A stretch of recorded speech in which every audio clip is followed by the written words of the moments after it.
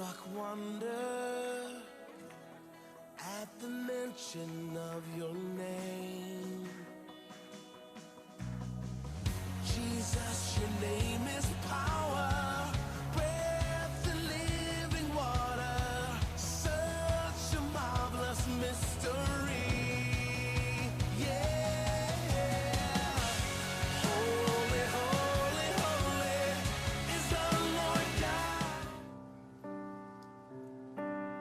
Light of the world, you step down into darkness. Open my eyes, let me see beauty that made this heart adore you. Hope of a life spent with you. So here I am to worship. Here I am to bow down.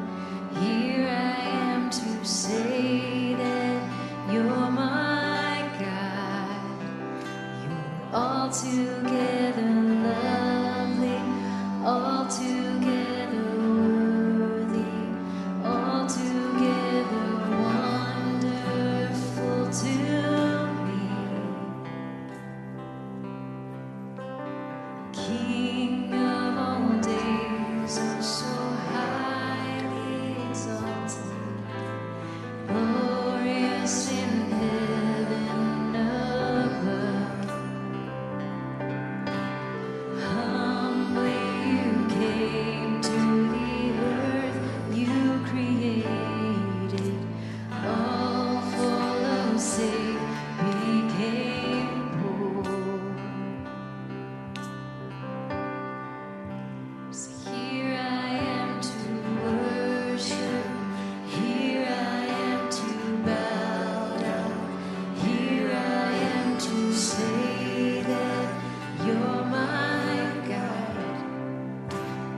Altogether lovely, altogether worthy, altogether wonderful to me.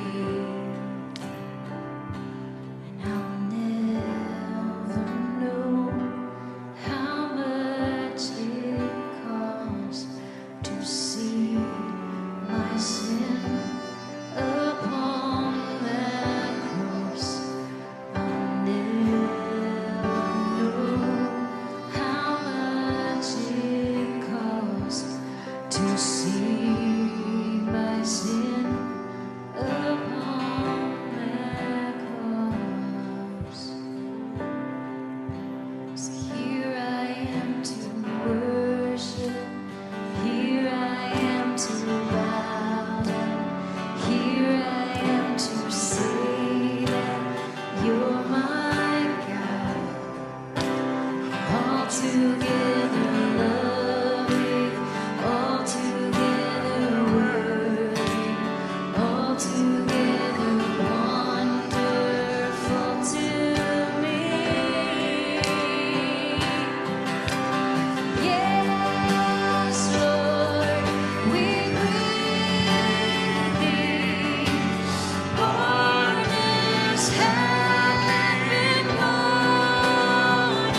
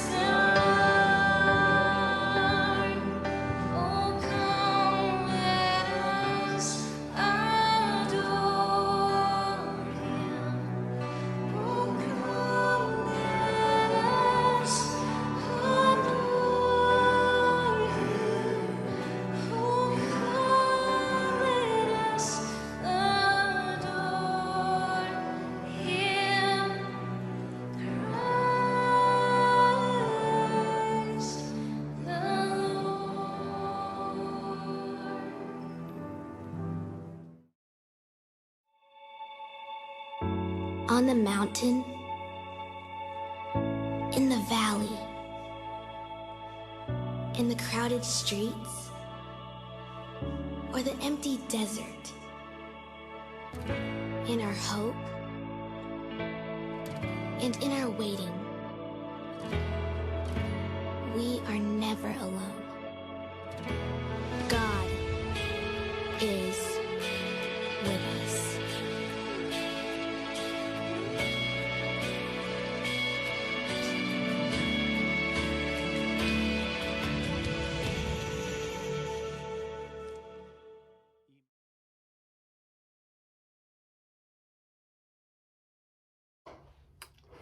We're in the midst of a series, Emmanuel, God with us.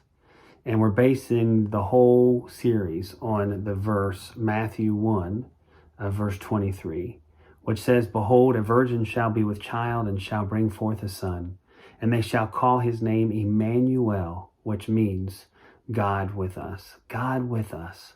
What a significant phrase, and one that is rich with meaning, especially for this year and this time. And we've been talking about how God is with us, different times and seasons in life. He's with us in the valley. That's kind of where we started. We enjoy God when we're on the mountaintop, but we really get to know God in an intimate way in the valleys. Last week, we talked about how God is with us in the wilderness during those times of searching and uncertainty, that God is with us. And what we learned is our deepest need becomes a gift when it drives us to a deeper dependence on God. And then today, we want to talk about how God is with us in the storms. And the storms are an analogy for difficult times that blow up out of nowhere. And even in the midst of those storms, God is with us. And that's important for us to realize. This year has been an entire year of storms with COVID and other things. You know, I always found it interesting, with hurricanes or major storms, the ones that are the most deadly, we name after people. Isn't that crazy? You know, Hurricane Andrew, Hurricane Catherine, all these different hurricanes. And I just always wondered, I mean, that's kind of bizarre, isn't it? The most destructive forces, and we name them after people.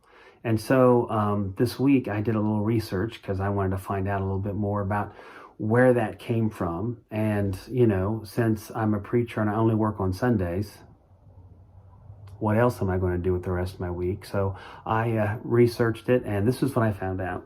In 1954 is when hurricanes were first named after people. As a matter of fact, this is really bizarre. For the first 25 years, they named hurricanes after women because a U.S. meteorologist started naming them after his girlfriend, and then others caught on, and so they started naming them after their girlfriends and their wives. Now, I don't understand the rationale behind that. Honey, there was this really deadly storm, and it just wiped out 3 states, along the coast. And it reminded me of you. So I named it after you, Hurricane Melanie. That doesn't make sense to me. I don't understand the reasoning, and I certainly pray to God I never do. But that's how it started. But then after about 25 years in 1979, storms started getting equal rights, and they started naming them after men as well as women. And another thing that I discovered, if it's an exceptionally destructive storm, they retire the name and they won't use that name ever again for another storm. Makes it kind of singular. Now, some of you might be experiencing stormy times in your life. Maybe you've lived through a hurricane, but maybe that's not it. Maybe it's a relational storm. Maybe a storm of betrayal. Maybe a divorce. Maybe a storm of depression. Maybe addiction. Maybe an illness like cancer. And when we do suffer these storms, sometimes we ask ourselves, where is God in all of this? Why would he allow this to happen? Why doesn't he step up and do something? And there's this truth that I really want you to understand. Never let the presence of a storm cause you to doubt the presence of God. God is with you even in the midst of a storm. So never let the presence of a storm or a hardship or an illness or a trouble or pain or suffering cause you to doubt the presence of God. God is with you during that time. During that time. As a matter of fact, in Acts, we find ourselves in Acts chapter 27, picking up in verse 20. We see that Paul is on a ship, and they set off, and they encountered some storms on their trip. And beginning in verse 20, it says, "When neither sun nor stars appeared for many days, and the storm continued raging, we finally gave up all hope of being saved." Man, listen to that again. Neither sun nor stars appeared for many days, and the storm continued raging. We finally gave up all hope of being saved. They gave up all hope. And maybe you found yourself there. Maybe in this, your marriage isn't going the way that you want it to go, and you're giving up all hope. You know, maybe you think, I'm single and I'm always going to be single and I'm always going to be alone, and you're giving up hope.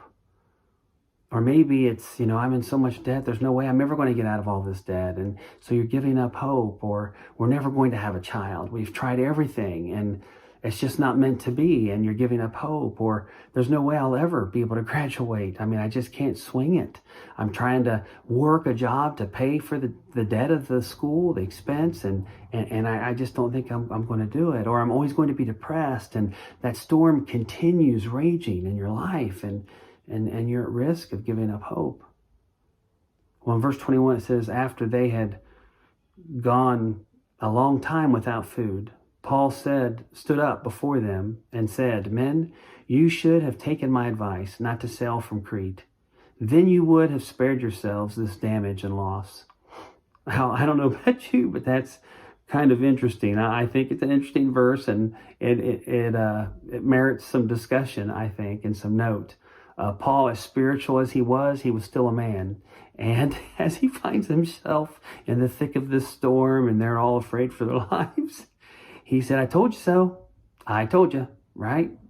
I don't want to say it. I'm really trying to do the best I can.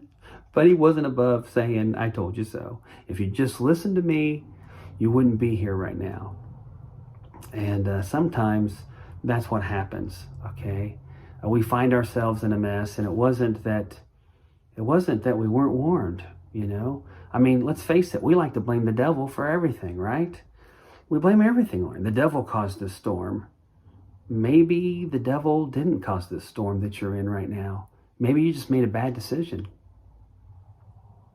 Maybe you're in this storm of debt, not because of the devil, but because you made some bad decisions and you just spent too much money.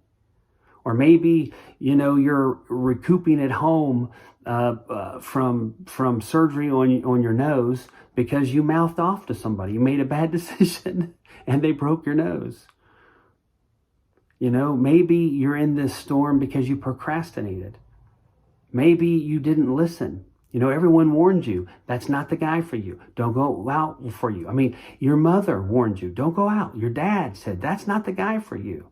Your best friend said, man, this guy is bad news. Stay away from him. Your pastor told you, this is not the guy. My goodness, the guy's own mother told you that he wasn't right for you. And then when you're at the Asian restaurant, you opened your fortune cookie and your fortune told you that he wasn't the right guy for you. And yet you kept saying, I just see so much potential in him. Well, of course, there's nothing but potential when you're laying on the bottom and you can't get any lower.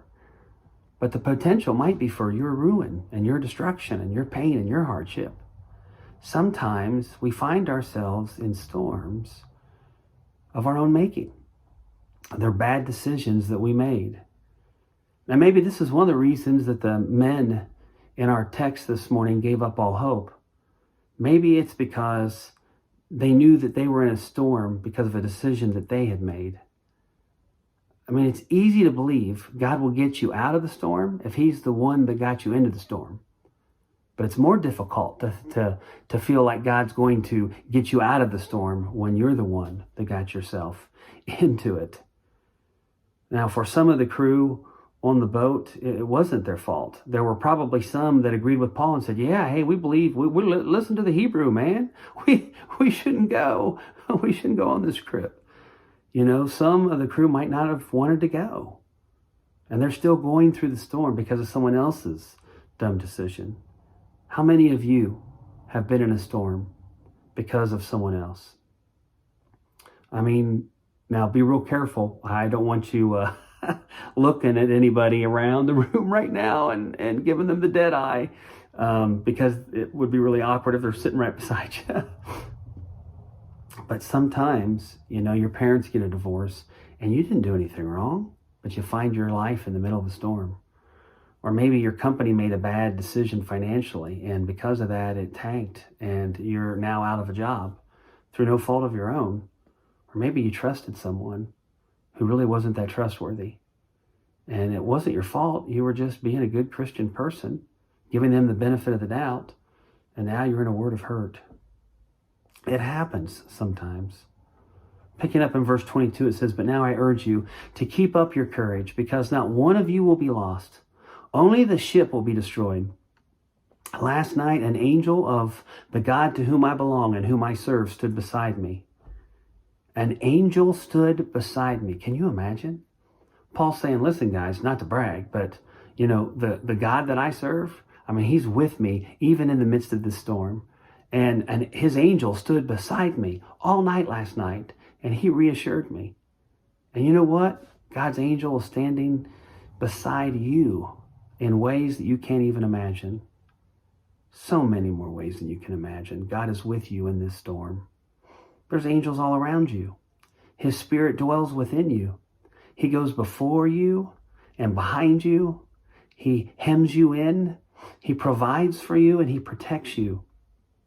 And so we might not know what tomorrow brings. It may bring crying, or it may bring joy. But what we do know is this: God is already aware of what it's going to bring. And he's already making preparations for us. And he's guiding us through that time. Again, never let the presence of the storm cause you to doubt the presence of God. You know, the Apostle Paul later in his ministry understood this, and he practiced it. I mean, there were times, we know, where he faced some difficult times. As a matter of fact, in 2 Timothy chapter 4, verses 16 and 17, he's writing to Timothy, and he says, "At my first offense, no one came to my support, but everyone deserted me." Everyone deserted me. "May it not be held against them, but the Lord stood at my side and gave me strength." Everyone deserted me, but the Lord stood right there beside me and gave me strength. And he does the same for you. Psalm 16:8 says, "I know the Lord is always with me. I will not be shaken, for he is right beside me." And that's a comforting thought. And it's a reality. It doesn't matter what storms life throws at you. God is always with you.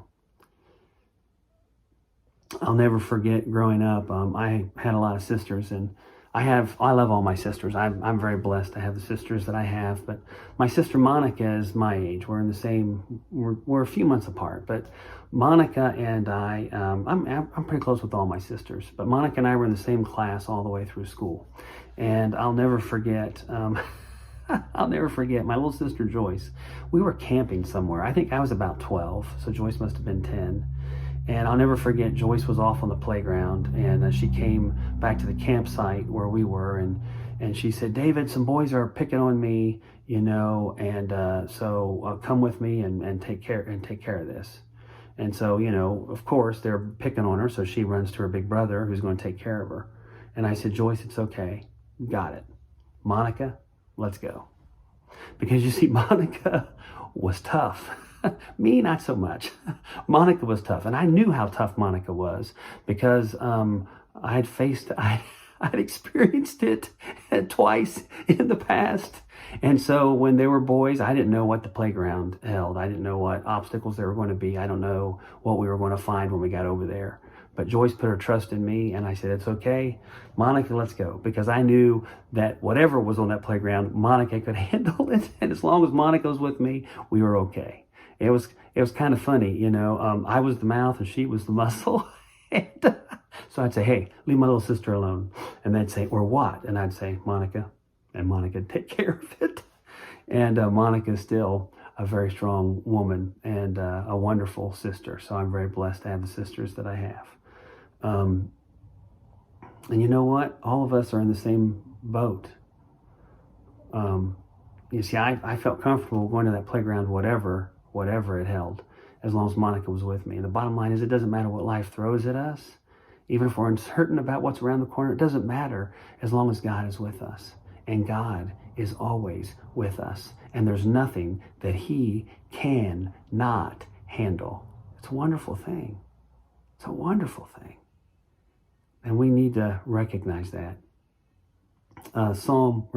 In Acts 27, picking up in verse 23, it says that last night an angel of the God to whom I belong and whom I serve, stood beside me and said, do not be afraid, Paul. You must stand trial before Caesar, and God has graciously given you the lives of all who sail with you. And again, you know, what God's saying is he's there with him, Paul, in the storm. He had an angel right there, and the angel told him, you don't have to worry about this. You're going to get through this because God's not done with you yet. God still wants you to go and bear witness and stand trial before Caesar.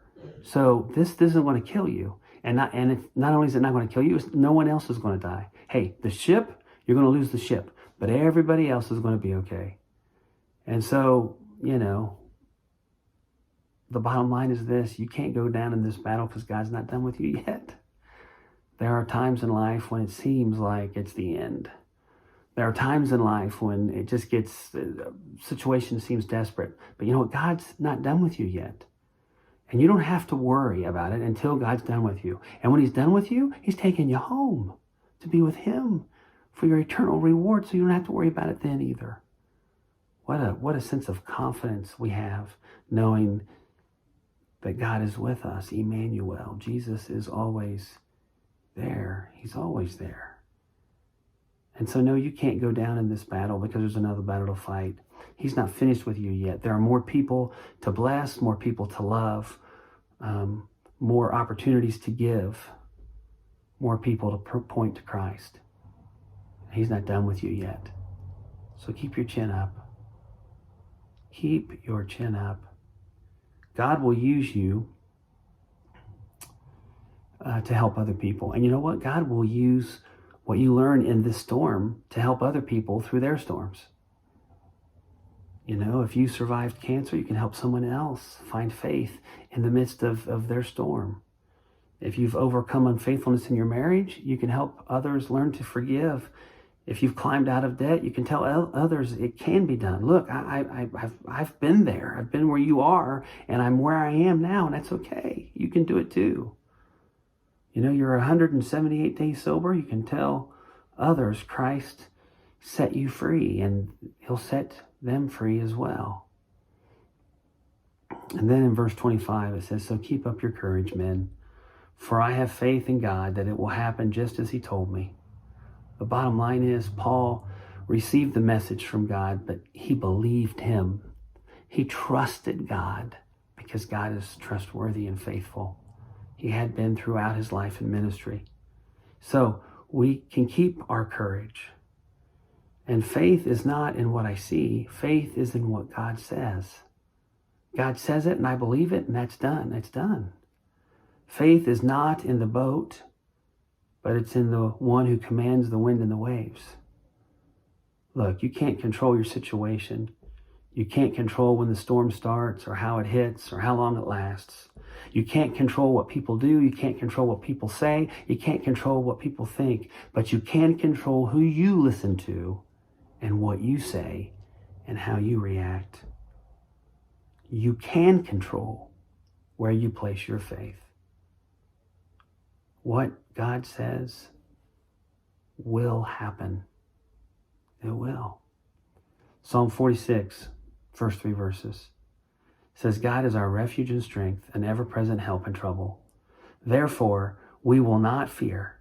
Though the earth give way and the mountains fall into the heart of the sea, though its waters roar and foam and the mountains quake with their surging, we will not fear. Why? Because God is our refuge and our strength. That's why. That's why. It doesn't matter what happens in the economy. God is our refuge. It doesn't matter that our relationship is breaking down and it seems hopeless. God is our strength. He'll get us through it. You know, I don't care if I've lost my job. God is my refuge, and He's an ever-present help in the midst of trouble. He is what I need when I need it. He is my safety. He is my strength. He is my comforter. He is my source. He's my redeemer. He's my sustainer, my provider, my protector, my assurance, and my salvation. Never let the presence of the storm cause you to doubt the presence of God in your life, because that's what the devil wants. He wants to batter you around so that you'll lose faith, so that you'll lose hope, so you'll give up. But you don't need to give up because of Emmanuel. God is with you. So really, it all comes down to where you put your trust. And that's the question I want to leave you with this morning. In whom will you trust? Don't trust in yourself. Don't trust in those around you. Put your trust in God, who sent His Son, Emmanuel, God with us. You see, peace isn't found in the absence of the storm. Peace is found in the presence of a good God. Will you pray with me?